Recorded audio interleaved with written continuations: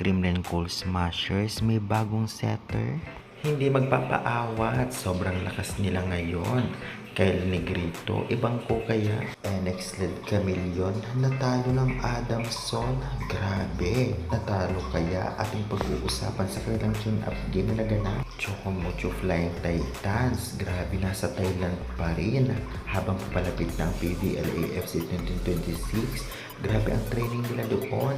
Yan ating pag-uusapan this video. Kaya before the case, please naman, huwag niyong kalimutan mag-like, comment, and subscribe, and pa-hit the notification bell for more Philippines Volleyball updates. Maraming salamat sa suporta, subscribe na, and pa-like and pa-share. Well, usap-usapan nga ang naganap na tune-up game sa pagitan ng PBL team na NX Led Chameleon versus Adamson University Women's Volleyball, kung saan ay usap-usapan na talagang natalo doon ng Adamson ang NX Led. Well, grabe, alam naman natin napakalakas ngayon ng NX Led dahil nga sa mga recruit nilang mga veterans player, especially galing sa Petrogas. Ngunit sadyang natalo daw ng Adamson. Hindi pa natin confirm dahil wala namang sinabi, pero based nga sa post nitong ng isa sa mga legit sources pagdating sa volleyball na si Mother Liliu, na talaga namang may pa-caption na ganda ng tune-up na ito. Kabog, lakas ng Adamson, yun lang masasabi ko. Ibig sabihin nga ba nito ay talagang tinalo ng Adamson ang NX Led kung bibase natin sa caption?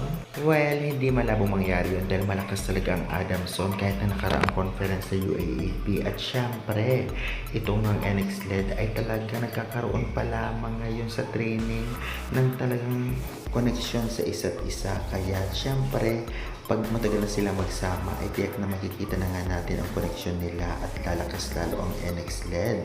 Ganun pa man sasabi nga natin na malakas ngayon ang Adamson dahil tinalo ang isa sa mga team na malakas ngayon na paparating na PBL AFC 2026 na NX Led.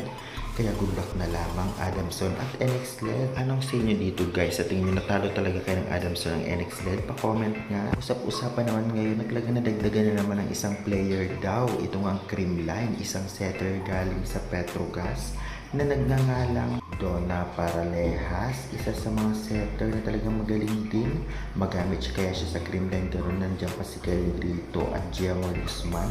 Kaabang-abang ang kanyang lakas. Siyempre, lalakas pa siya lalo pa kasama ang Creamline players. Kaya good luck, Donna.